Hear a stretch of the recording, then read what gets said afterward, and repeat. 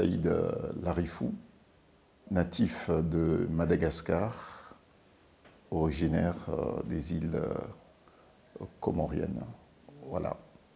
Avocat de profession, père de 5 enfants, et homme politique, président du parti initialement qui s'appelait le RIDIA, Rassemblement pour une initiative de développement avec une jeunesse avertie.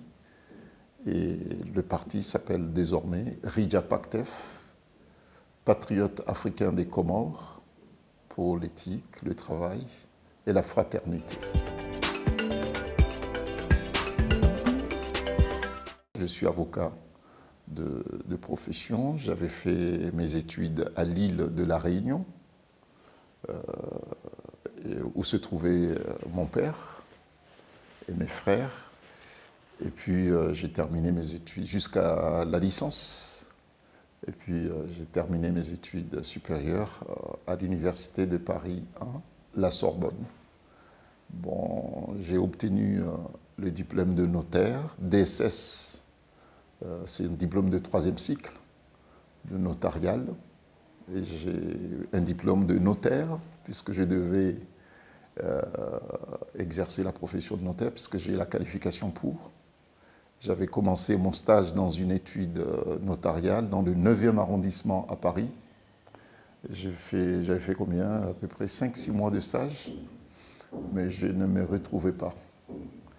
Je trouvais que c'était un peu mou et que j'avais du mal à arbitrer des gens qui venaient se chamailler pour l'héritage, des gens de la même famille qui venaient se chamailler, se taper,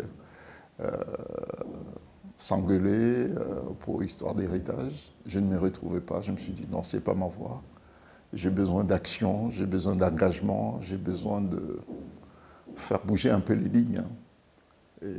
J'ai demandé à un ancien professeur de La Réunion si c'était possible pour moi d'obtenir un stage pour voir si la profession d'avocat, c'est une profession que j'ai haïssée, si la profession d'avocat finalement pouvait me convenir.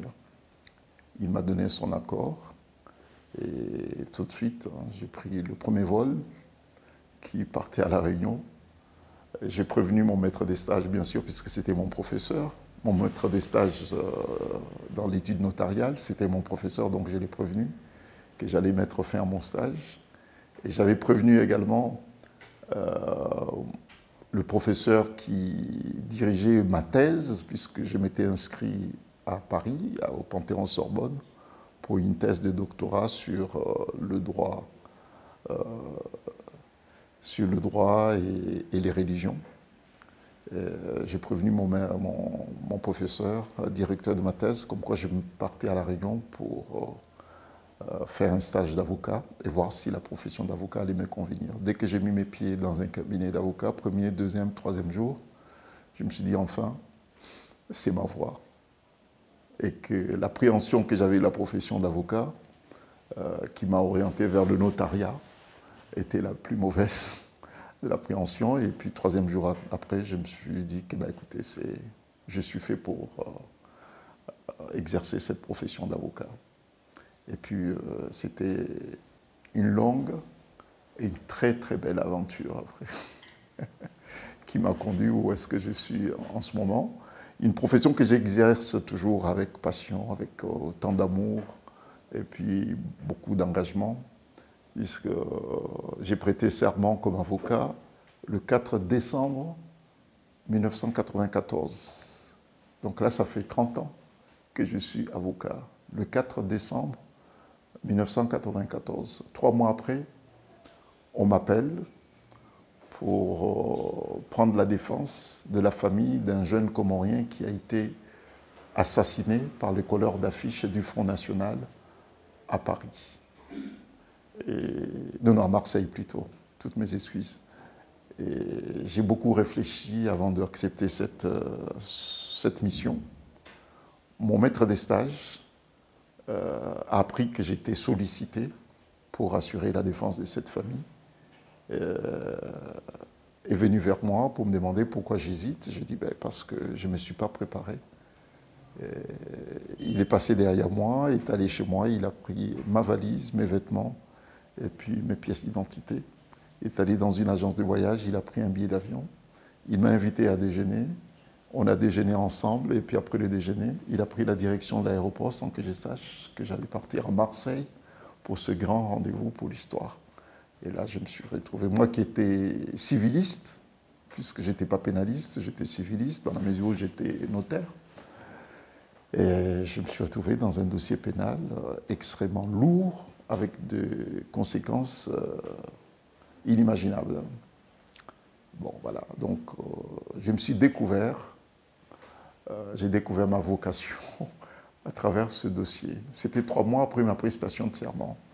Et puis après, j'ai eu du mal à me départir de cette image de pénaliste. Et puis, je fais mon chemin.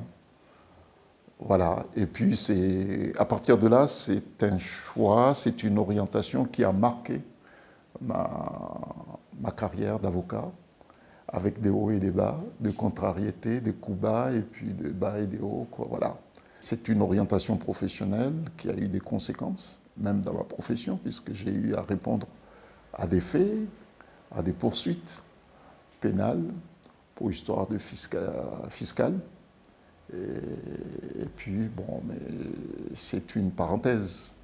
Bon, j'ai eu, heureusement, des occasions et des opportunités, et puis des soutiens qui m'ont aidé à surmonter toutes les épreuves. Et puis, il y a eu aussi, il faut dire des choses, il n'y a pas que ça, il y a eu des arrestations, il y a eu des violences exercées sur ma personne en pleine plaidoirie, parce qu'il fallait défendre des libertés de la presse, en pleine plaidoirie, interpellé par des gendarmes, placé en garde à vue. Je ne peux même pas vous dire le nombre de gardes à vue que j'ai effectués. Donc, je ne m'attendais pas à ça. Lorsque j'ai décidé de quitter l'étude notariale à Paris, dans le 9e, je ne savais pas quels étaient les rendez-vous qui m'attendaient. Et lorsque j'ai fait le choix de rentrer à l'île de la Réunion pour le stage dans un cabinet d'avocats, qui était mon professeur à l'île de la Réunion, je ne savais pas que c'était un départ pour des rendez-vous qui allaient marquer ma vie. C'est M. Mlamali qui m'a convaincu à la fois à faire des études de droit et m'a convaincu aussi de faire de la politique. Pourquoi? Parce que il a dit, bah, écoute, moi je pouvais, si c'était la politique politicienne, je t'aurais demandé de suivre les partis politiques qui existent.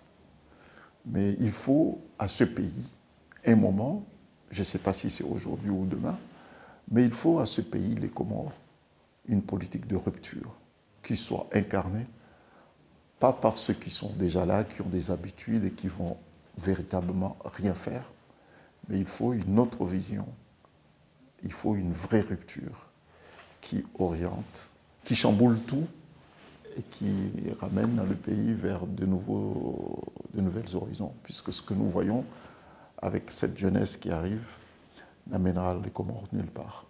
Donc il faut une politique de rupture. Quand vous êtes jeune, vous pouvez venir avec des nouvelles idées. Comme vous évoluez à l'extérieur, vous commencez dans cette profession. Vous allez subir et vivre avec des expériences venant d'ailleurs qui pourraient être utiles au pays. Peut-être pas aujourd'hui, ça va être très difficile puisqu'il y a des gens qui sont là, qui ont des habitudes.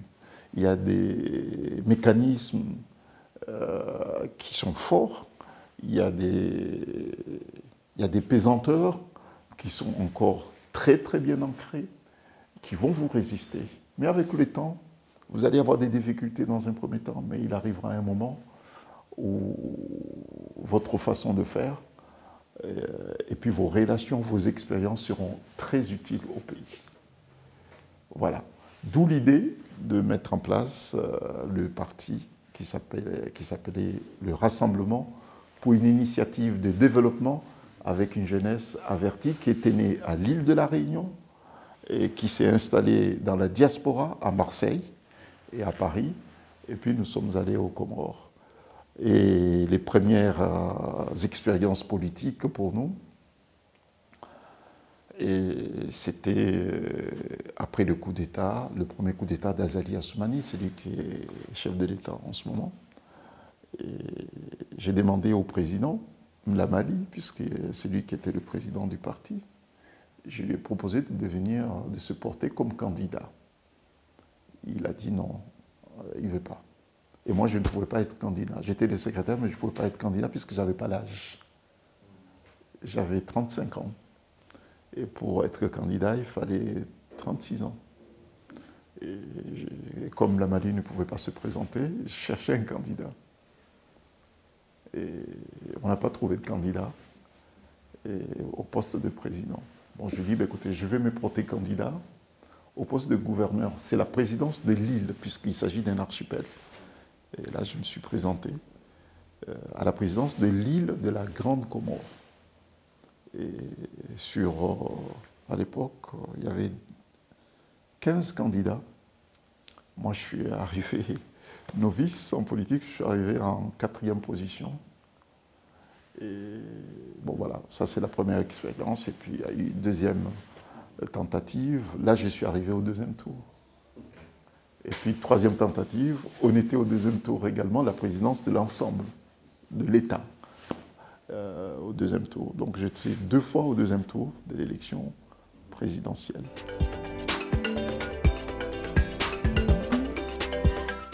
Il y a des défis immédiats pour notre pays, les Comores. Les défis immédiats pour les Comores, c'est de rétablir l'ordre démocratique et puis l'état de droit, qui sont bafoués depuis 2016, date du retour du colonel Azali Assoumani au pouvoir. Azali a réussi ce qu'aucun Comorien n'a réussi à faire de notre pays, de faire de notre pays un pays sans loi ni foi. Il a réussi en l'espace de peu de temps à tout démolir ce que nous avons hérité de nos aînés, de nos parents. Il a démoli le socle des valeurs qui faisait que le Comorien pouvait se sentir fier d'être Comorien, fier d'être musulman et fier d'être africain. Il a fait de nous des gens complètement sans identité et sans fierté, des mendiants. Il a fait de nous des gens qui n'ont aucune perspective d'avenir. Il a démoli notre identité, il a démoli notre religion, il a démoli nos traditions. Pour la simple et bonne raison, c'est qu'il veut être seul au pouvoir et mourir au pouvoir et faire hériter son fils, les Comores. Et ça, c'est le défi immédiat que nous avons, que tous les Comoriens ont, c'est de faire partir Azali à la tête de l'État comorien. On pouvait espérer le faire démocratiquement, puisqu'il est arrivé au pouvoir. Son retour s'est passé par des élections, plus ou moins régulières, mais il y a eu quand même une compétition qui était très, très, très ouverte. Et depuis qu'il est revenu au pouvoir, il a tout verrouillé, il a cassé les opérateurs économiques comoriens pour les rendre mendiants, dépendants de lui. Il s'est servi de nos religieux pour faire de la religion islamique, pour faire de l'islam sa chose. Il est allé jusqu'à s'autoproclamer al-imam Azali, alors qu'il est colonel. Vous voyez jusqu'où al-imam, le guide. Et donc, il a un profil très dangereux pour notre pays. Il a un profil très dangereux pour les générations futures des Comoriens. Bon, donc, il a dit qu'il ne quittera pas au pouvoir démocratiquement. Et ceux qui prétendent vouloir occuper les fonctions de président de la République n'ont qu'à se préparer pour un affrontement. Et comme c'est sa volonté de quitter le pouvoir comme dans des conditions, les mêmes circonstances que tous les dictateurs, ben nous, en tout cas moi, en tant que leader politique qui incarne l'opposition comorienne, je me prépare avec toute la détermination requise pour une telle mission, puisqu'il s'agit d'une mission, pour un tel combat, puisqu'il s'agit d'un combat politique, pour assumer mes responsabilités. Il ne s'agit pas de mon destin, puisque je suis un être humain, mais il s'agit du destin de mon pays. Je ne peux pas laisser le destin des Comores, celui des générations futures, dans une orientation complètement dangereuse qui compromet l'avenir de mes enfants, de nos enfants et puis de nos petits-enfants. Donc, arrivé à un certain stade, vous devez être capable de faire le don de soi pour libérer votre pays. Moi, je suis musulman, africain, musulman. Je crois en certaines valeurs des sacrifices. Je crois à certaines valeurs qui veulent que, bon, pour sauver sa nation, pour sauver certaines valeurs, vous devez être capable de faire don de soi. Je crois en cela, puisque sinon, on ne serait pas au stade où on en est, avec autant de développement humain, avec autant de développement social, avec autant de développement technologique, s'il n'y avait pas des gens avant nous qui ont fait autant de sacrifices pour rendre notre vie, nos vies, ce qu'elle est aujourd'hui. Bon, donc, au stade où on en est en tant qu'homme politique comorien, je n'entends pas du plaisir à faire ce combat, à mener ce combat. Ce n'est pas un plaisir du tout, mais c'est un devoir que je partage avec une génération de Comoriens qui sont fatigués de voir notre pays traîner dans la boue. Il suffit de voir sa prestation sur la chaîne française de vos collègues de France 24 le mardi dernier. Tous les Comoriens, partout où ils sont, même ceux qui le soutiennent, ont eu honte que ce monsieur, avec autant de... Lorsque vous êtes un chef d'État, il faut que vous mettez dans la tête que vous représentez une nation. Vous devez avoir certaines postures qui rendent vos compatriotes fiers de vous voir. Et là, ce n'est pas le cas. Aucun Comorien n'était fier de voir la prestation complètement honteuse de Azali sur France 24. Mensonge, manipulation, et puis manque de compassion envers les victimes du cyclone Chido qui a frappé l'île comorienne de Mayotte. Aucune compassion.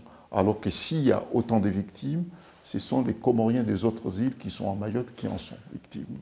Aucun mot pour dire aux autorités françaises qu'il est temps pour les Comores et la France de s'asseoir autour de la table pour trouver des solutions pérennes à cette crise qui date de 50 ans, qui a fait autant de victimes.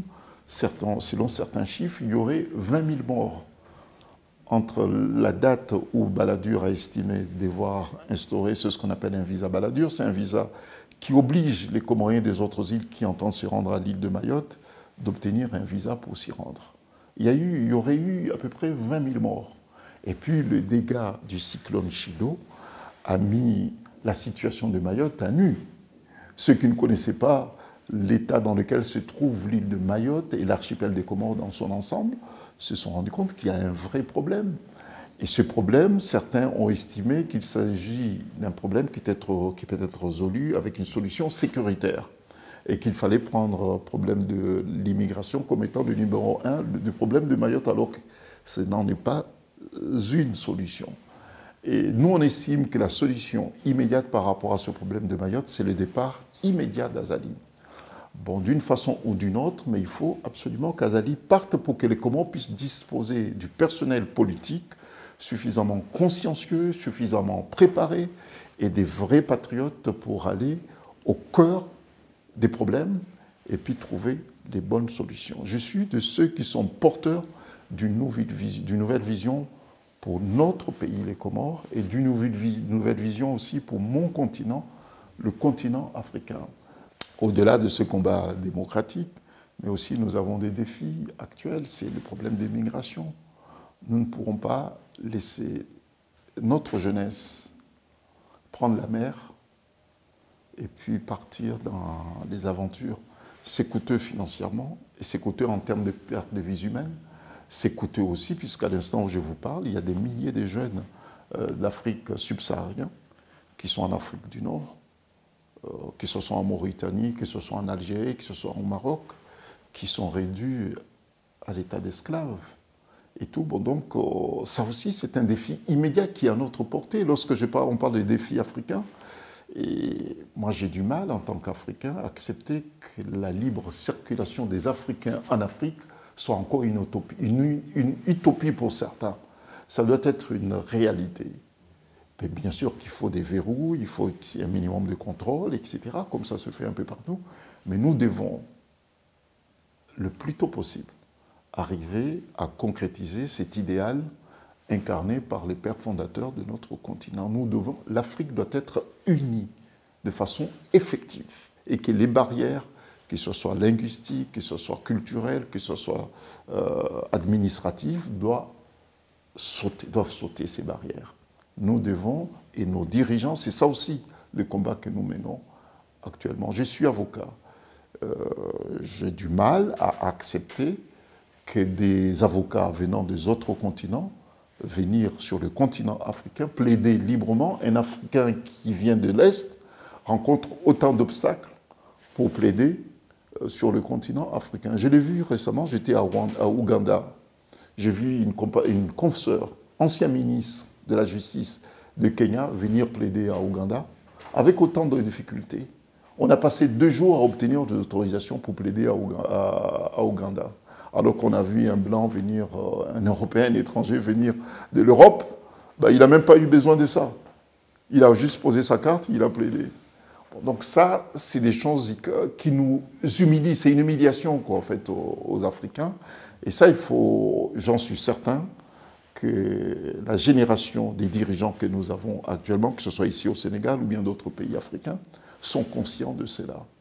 Moi, il y a un bâtonnier, bon, m'excuserez, je suis un peu bavard, il y a un bâtonnier d'un ordre des avocats africains qui voulait aller dans un pays européen, c'était là, Bruxelles, pour aller assister à un colloque. On l'a empêché puisqu'on lui a refusé un visa. Il m'a téléphoné pour dire qu'est-ce qu'on peut faire, si on peut faire un recours. J'ai dit, monsieur le bâtonnier, non, je ne le ferai jamais, c'est une humiliation. Vous voulez faire un recours contre le refus qui vous a été signifié, notifié pour ne pas aller en Europe pour assister à un colloque. Je dis, vous n'avez pas besoin de ça. Organisez un colloque en Afrique. On va parler du droit africain en Afrique. S'ils veulent, ils viendront. Mais vous n'avez pas fait un recours pour aller en Europe, pour assister à un colloque en Europe. Je dis non. Il faut qu'à certains niveaux, nous soyons en mesure d'affronter certaines situations. Si vous ne le faites pas, monsieur le bâtonnier, vous pensez qu'un petit Africain qui n'a même pas le moyen de dire non fera ça? Non. Il faut que vous parliez sur les ondes que je ne viens pas. Alors que j'ai pris acte, je ne viens pas. Mais je vais organiser, je vais appeler mes confrères africains, on va les tenir ici chez nous, le colloque. Nous, on viendra. Et s'ils veulent, ça ne veut pas dire qu'ils ne viendront pas. S'ils veulent, ils viendront. Mais nous, maintenant, on n'a pas à se déplacer, aller ailleurs pour tenir des colloques en Afrique. Nous pouvons le faire. Nous en avons besoin ici, de tenir ces colloques pour nous enrichir intellectuellement et nous épanouir également. Nous n'avons pas besoin d'aller ailleurs pour nous épanouir, alors qu'il y a matière pour nous épanouir ici. Il faut qu'en Afrique, nous soyons en mesure de produire. Lorsqu'on dit produire, cela ne veut pas dire produire de la banane, produire de manioc seulement. Il faut qu'on soit en mesure de faire des productions intellectuelles. Produire intellectuel, c'est quoi? Ça veut dire tenir des colloques en Afrique, et ça va faire travailler les intellectuels africains. Et puis nos jeunes qui sont en Afrique vont s'inspirer de ce que nous faisons. Produire au niveau judiciaire, puisque je suis avocat, ça veut dire quoi? Ça veut dire qu'il faut qu'on soit en mesure de faire des recours en Afrique pour pousser les magistrats africains à assumer leurs responsabilités sur les crimes qui sont commis en Afrique contre l'Afrique. Et ce sont des crimes souvent commandités par l'extérieur et commis en Afrique contre les Africains. Mais tant que les magistrats africains ne seront pas saisis par des avocats africains, les magistrats ne peuvent pas s'auto-saisir de certaines choses, il faut qu'ils soient saisis. Donc ça aussi, lorsqu'on parle de souveraineté, ce n'est pas seulement au point de vue alimentaire, on parle de souveraineté alimentaire, on parle de souveraineté politique, on parle de souveraineté militaire, mais la souveraineté, étant avocat, je la vois aussi dans mon domaine, souveraineté judiciaire. C'est qu'il faut que nous soyons en mesure, capables de saisir les instances judiciaires africaines. Il faut les bousculer, puisque quelquefois ils n'ont pas l'habitude, surtout certaines générations des magistrats, ils n'ont pas cette habitude d'être bousculés, mais il faut les bousculer pour qu'ils produisent aussi. Il faut qu'ils assument, puisque s'ils ne le font pas, personne ne le fera. Aujourd'hui, nous avons des conflits meurtriers en Afrique. La question se pose de savoir jusqu'à quand on va se servir de nos matières premières pour fabriquer des armes et puis nous les revendre pour s'entretuer.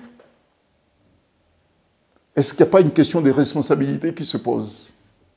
Aujourd'hui, lorsqu'on parle des migrants africains, puisque le débat en Europe, c'est quoi? Et puis aux États-Unis, l'immigration clandestine, l'immigration clandestine, l'immigration clandestine.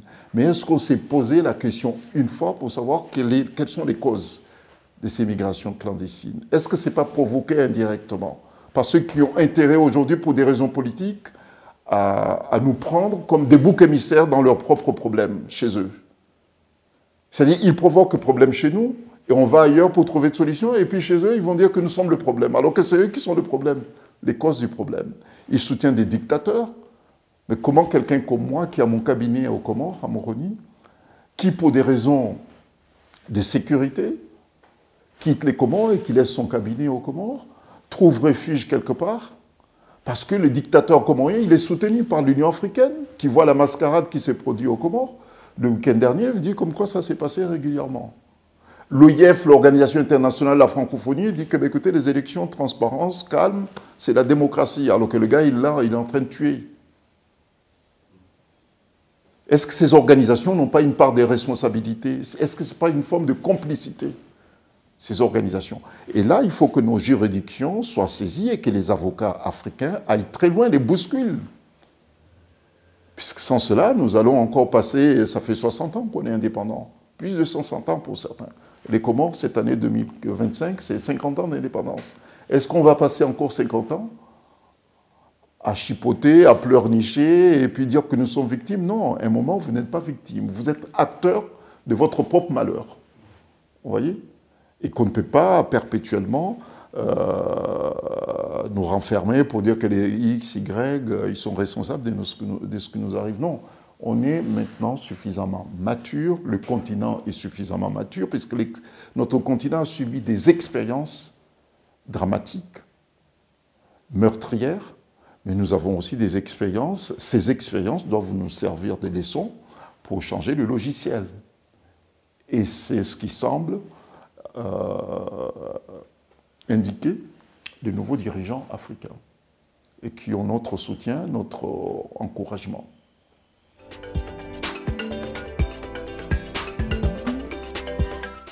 Je suis de ceux qui, en Afrique, pensent que lorsqu'on parle de l'avenir de l'Afrique, il ne faut pas que ce soit un slogan. Et je suis de ceux qui croient en l'avenir de notre continent. Je m'inscris dans le dynamisme enclenché par des nouveaux dirigeants. On le voit plus nombreux et plus réactifs et inspirants en Afrique de l'Ouest et en Afrique de l'Est également. Il y a des dirigeants qui, sans être en opposition avec aucun autre État, avec une autre puissance ou bien avec un autre continent, mais affirment leur africanité. Et ça, c'est extrêmement important. Lorsque l'africanité est incarnée et assumée par des dirigeants politiques, le peuple suit. Et nous avons besoin de ça. Nous avons besoin des dirigeants qui aiment l'Afrique. Nous avons des dirigeants qui sentent l'africanité dans leurs actions. Ils inspirent la population, ils rendent la population africaine davantage fière d'être africain. Et ça, c'est très, très, très important si cela est incarné par des vrais patriotes africains. Et c'est pour cette raison que je mets à la disposition de ces dirigeants le peu de moyens, le peu d'enthousiasme que j'ai pour les accompagner, puisque je sais que leur réussite fera gagner toute l'Afrique. Il faut leur donner les moyens, il faut les soutenir. Ce n'est pas facile, puisqu'on est dans un monde de compétition. Chacun voudrait gagner plus que l'autre, mais il n'y a aucune raison à ce que l'Afrique ne soit pas au rendez-vous, non pas du monde mondial, mais au rendez-vous de l'Afrique. Je pense qu'il faut que nos prétentions, il faut que nos ambitions soient d'abord des ambitions africaines. il faut que nous, les dirigeants africains, nous affichions d'abord, il ne faut pas qu'on soit trop prétentieux non plus. Nous avons des défis africains. Les solutions doivent venir des dirigeants africains. Nous n'avons aucune responsabilité par rapport à ce qui se passe dans le monde. Nous ne voulons pas devenir des gendarmes du monde. Nous avons nos propres défis africains qui peuvent être des défis mondiaux, mais c'est à nous, les Africains, d'imposer les solutions par rapport à nos problèmes africains. Et là, la voie empruntée par les nouveaux dirigeants africains, et notamment ceux qui sont en Afrique de l'Ouest, et je salue, et je suis très fier d'avoir, à ma modeste place, contribué à la victoire du projet, ici au Sénégal. Maintenant, je suis très admiratif de la stratégie, de la méthodologie employée pour que le projet se concrétise. D'abord fier d'avoir, à ma modeste place, contribué à sa réussite. Et puis maintenant, il faut que le projet se réalise. Et la méthodologie, la stratégie mise en place pour sa réussite graduelle me semble une façon tout à fait intelligente. Et c'est pour cette raison que je prends la défense. Je prends la défense de cette méthodologie. Je prends la défense de cette stratégie de mise en place progressive, graduelle du projet, qui sans doute va chambouler les choses, qui sans doute va bousculer des habitudes, et c'est parce qu'il y a des poches de résistance qui vont se manifester ou là parce qu'il y a une gourmandise politicienne, et c'est parce qu'il y a des manœuvres politiciennes, mais nous sommes nombreux à avoir déployé autant d'énergie pour que le projet soit au rendez-vous et qu'il soit choisi. Maintenant, nous sommes nombreux parce qu'il y a un volet africain sur ce projet qui nous intéresse, qui nous interpelle, que nous voulons que ce projet se réalise. Je parle du Sénégal, mais il n'y a pas que le Sénégal, puisque ce qui se fait ici, nous pensons le faire ailleurs également, puisque nous sommes en compétition. Lorsque vous êtes en compétition, vous devez avoir des champions. Vous devez avoir un capitaine, et le capitaine doit être soutenu par les défenseurs, par les attaquants, pour qu'ils marquent le but. Il faut qu'il y ait des pays qui inspirent en Afrique. Il faut qu'il y ait des pays qui constituent des modèles en Afrique. Le Sénégal s'est distingué au point de vue démocratique, puisque les Sénégalais ont montré leur attachement viscéral, en tout cas profond, à leur héritage démocratique. Ça a inspiré et ça inspire beaucoup de pays africains. Et je suis témoin, je peux le dire, pour avoir été interpellé dans les différentes conférences que j'ai eu à tenir en Afrique. Bon, maintenant, il faut que ce combat démocratique se concrétise aussi sur le volet économique, sur d'autres secteurs également, culturels, pour que les autres pays africains qui sont en retard s'inspirent, soient portés aussi par le bateau sénégalais. Bon, donc c'est comme ça que je vois les choses. Et c'est pour cette raison que lorsque PASTEF a été interdit ici au Sénégal, a été même rayé sur la carte politique ici au Sénégal, j'ai demandé et obtenu à ce que des partis politiques africains viennent en solidarité à PASTEF, d'où l'idée de PASTEF Africa, qu'il fallait, dans différents pays, créer des organisations, ou bien voir les organisations politiques qui existaient, de voir comment ces organisations pouvaient soutenir PASTEF au moment où PASTEF était en ligne de mire.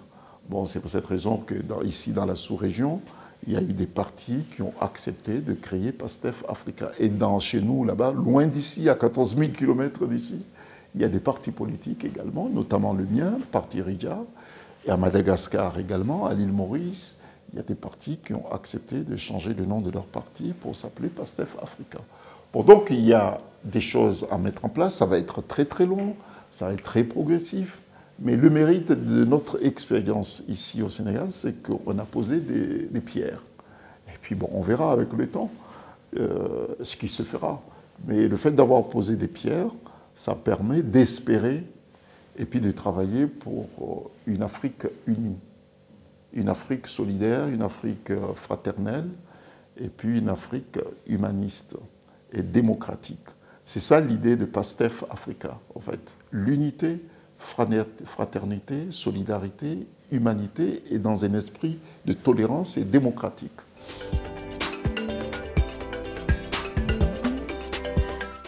Mon contact avec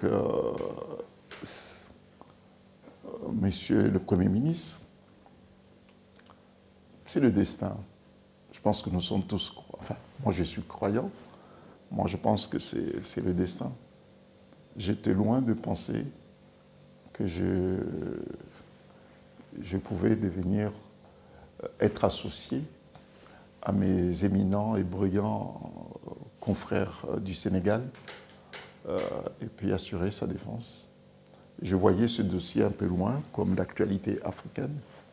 Lorsque j'ai eu l'honneur de recevoir un coup de fil, de discuter avec le Premier ministre, et puis me demander d'apporter ma contribution à sa défense, je me demandais mais qu'est-ce que je pouvais apporter, puisqu'il y avait les meilleurs de la place, dans le collectif, les meilleurs. Et puis, bon, je me suis dit, bah, écoutez, je vais apporter un témoignage africain, puisque le combat que vous portez, Monsieur le Premier ministre, Monsieur le Président, le combat que vous portez, ce n'est pas un combat sénégalais seulement, mais c'est un combat africain. Nous avons besoin d'une visibilité. L'Afrique a besoin d'une visibilité par rapport à un combat politique. Nous avons besoin que la politique africaine soit portée sur la base des valeurs. Et là, vous êtes en train de le faire. Donc oui, je viens pour donner une lisibilité africaine à votre combat, puisque c'est le nôtre aussi. Voilà. Ça, c'était le premier contact avec lui. Et j'ai senti qu'il y avait une identité de combat, une identité des valeurs vraiment africaine. Ousmane Sonko, il aime l'Afrique. C'est un Africain convaincu. C'est un souverainiste. Et puis, il porte des valeurs de l'islam dans tout ce qu'il fait, etc. Et puis, j'ai constaté aussi qu'il y a des similitudes dans son parcours, dans sa façon de voir, avec ce que j'ai subi. Je ne sais pas le nombre de gardes à vue que j'ai subi. J'ai fait la prison pour des raisons politiques. J'étais assigné à résidence. J'étais mis en faillite professionnellement. Il y a eu tentative de me tuer professionnellement, qu'il fallait liquider, qu'il fallait le humilier, qu'il fallait ceci, cela. Lui, il a été rayé de la fonction publique. Ça, les gens ont tendance à oublier, maintenant qu'il est Premier ministre. Les gens ont tendance à oublier que Ousmane Sonko, il a vu certains de ses proches mourir, assassinés. Il a vu ses militants ont été assassinés, ses militants. Et il y a des centaines de ces militants qui ont fait la prison injustement. Ça, les gens ont tendance à oublier, surtout maintenant que la machine judiciaire se met en place. Il y a certains qui parlent qu'ils n'ont pas peur. Mais personne n'a peur, justement.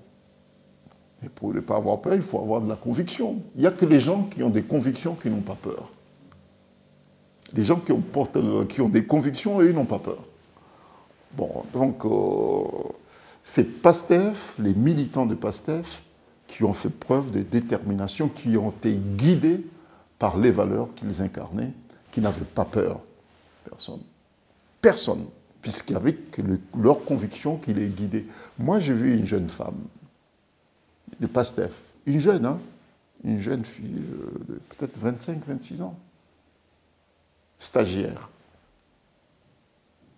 Elle était chez elle, elle a reçu un coup de fil de la gendarmerie pour dire, écoutez, c'est la gendarmerie, etc., on veut vous écouter. Elle a prévenu ses parents que je suis convoqué à la gendarmerie. Ses parents ont dit, non, non, non, il faut fuir. Elle a dit, non, non, j'y vais, non, non. J'y vais. Mais elle est allée. Elle a regardé les gendarmes les yeux dans les yeux. Elle a dit, écoutez, faites-moi ce que vous voulez. Ben ça, c'est ça, ne pas avoir peur, justement.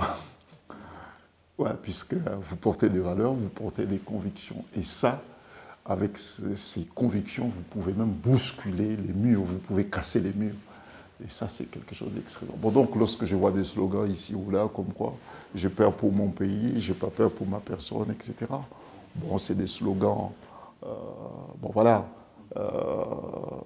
C'est des slogans de circonstances par rapport à des démarches politiciennes. Vous voyez? Et ceux que j'ai vus qui n'ont pas peur, ceux qui ont accepté la mort pour des raisons idéologiques, parce qu'ils portaient des convictions qui peuvent ne pas être les vôtres, mais c'est leur conviction. Et ça, ce sont des gens que je respecte. Ce sont des gamines, des gamins que je respecte, que j'admire. Puisqu'on voyait en eux, dans leurs yeux, le patriotisme. Et ces jeunes-là, vous pouvez leur donner même des milliards, mais ils portent le Sénégal dans leurs yeux. Ils portaient leur pays dans leurs yeux. Ça, ces jeunes, je dis chapeau. Voilà. Et ce sont ces valeurs qui doivent être répandues.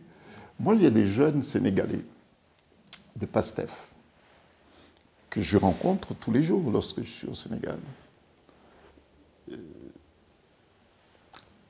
Ils veulent partager avec des jeunes africains leur expérience, partager avec eux ce qu'ils ont vécu.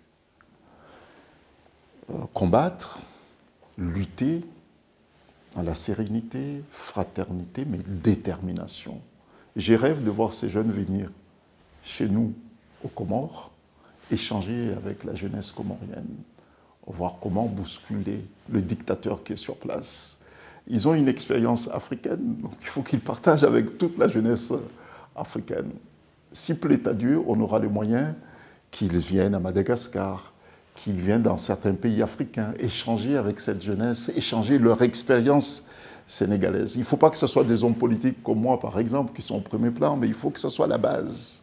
Ces jeunes inspirent déjà d'autres jeunes et tout. Bon, donc il faut qu'il y ait ces gens, nous allons aider. C'est ça, puisque vous savez, c'est facile lorsqu'on est au plus haut sommet de l'État pour parler de l'Afrique, unité. Non, l'unité africaine doit être incarnée par les peuples, la base. Et ces jeunes, j'ai envie de les encourager, j'ai envie de les soutenir, j'ai envie de dire, mais écoutez, ne vivez pas seuls avec vos expériences, partagez avec vos frères de l'Ouest, du Sud, du Centre et du Nord de l'Afrique et tout, puisqu'il faut que vous échangez. Et ça, c'est l'Afrique de demain, il faut le bâtir sur la base de ça et tout.